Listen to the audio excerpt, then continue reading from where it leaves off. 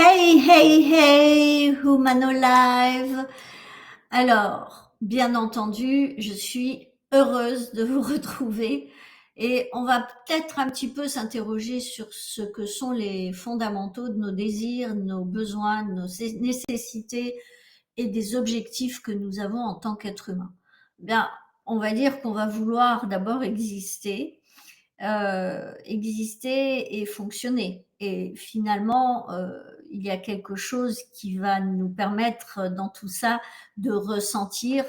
C'est-à-dire que si vous êtes quelqu'un qui représente une opportunité pour les autres, qui êtes conscient de vos talents, vous allez automatiquement vous retrouver en situation de pouvoir fonctionner parce que le fonctionnement, c'est la dynamique qui va vous relier à l'extérieur, c'est-à-dire cette identité de papa, entrepreneuse, selon bien sûr votre genre, mais aussi peut-être artiste, politicien ou votre boulanger chéri que vous associez à cette mission humaine, n'est-ce pas? Donc, vous êtes soit l'un ou l'autre, et dans cette existence, automatiquement, votre fonction, votre rôle, mais surtout votre mission de vie, ou alors tout simplement votre vocation, va vous faire avoir un panel de choix. Vous allez pouvoir choisir vos fonctionnements. À partir de ce moment-là, vous allez automatiquement être dans l'envie de vous associer, empérer, vous rapprocher, et vous allez automatiquement être attiré par des personnes et être plutôt ressentir de la répulsion pour d'autres. Et cela va s'appuyer sur quelque chose qui est précieux dans votre existence, c'est votre hiérarchie de valeurs. C'est-à-dire que on a tous des priorités. Alors, bien sûr que ces priorités, elles n'apparaissent pas comme ça le matin pour le soir ou pour le matin même. Elles se construisent sur votre acquisition d'expérience et qui font de vous un être qui, de façon innée, va faire tel choix plutôt que tel autre. Et automatiquement, vous allez avoir accès à ce besoin de se nourrir, se loger et se reproduire, et de faire partie d'une famille, d'un ensemble, d'une communauté, d'un pays, d'un lieu, d'une activité. Et cette familiarisation de l'humain, c'est quelque chose qui est une séquence intéressante parce que beaucoup sont bloqués pour aller créer leur communauté. Et c'est très intéressant.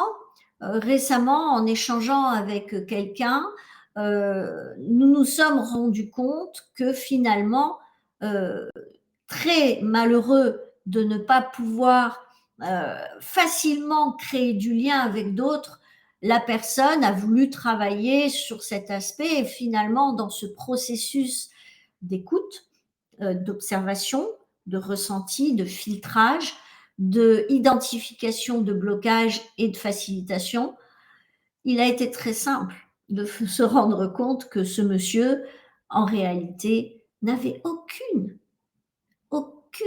envie, aucune vocation à tisser du lien. Que son idéal de bien-être, c'était d'être dans sa grotte et de pouvoir créer de la valeur suffisamment puissante pour que le désir d'aller vers l'autre, finalement, crée l'attraction des autres vers lui, et de pouvoir communiquer et rentrer à la grotte, à sa grotte. Et en définitive, son fantasme de devenir cette personne totalement connectée, etc., était un résidu des modèles de notre société où, effectivement, si vous ne parlez pas comme je le fais en ce moment avec vous, c'est que vous avez un problème, vous ne prenez pas le train. En réalité, moi, je ne fais pas ça pour prendre le train. Oui, bien sûr, je choisis mes supports, mais j'ai aussi l'excitation de découvrir des supports.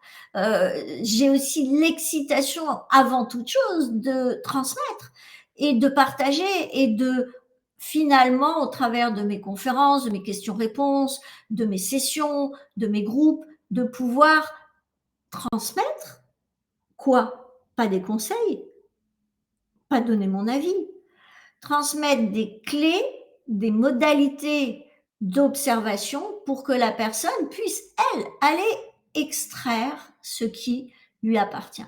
Et ce client, au bout d'un moment, s'est rendu compte que, ah, mais je comprends pourquoi quand j'essaie, face à de l'adversité, de me justifier, de répondre, je rentre en mode chaos et je suis bloquée, j'arrive pas à sortir les mots correspondant à la puissance de qui je suis. Ben oui, parce qu'en réalité, vous en avez rien à fiche et que ça n'est pas du tout dans votre priorité que d'être validé par d'autres dans des séquences qui ne sont pas qualitatives dans vos terrains de jeu, sphères d'influence, catégories de vie majeures.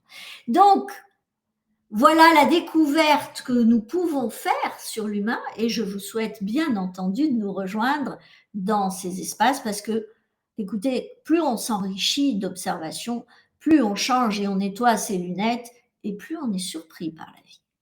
N'oubliez pas votre première œuvre, c'est vous. Votre premier regard, il va être construit, maintenu ou rénové par vous et depuis vous. Belle journée, bel après-midi, belle soirée suivant le continent où vous trouvez. À très très vite.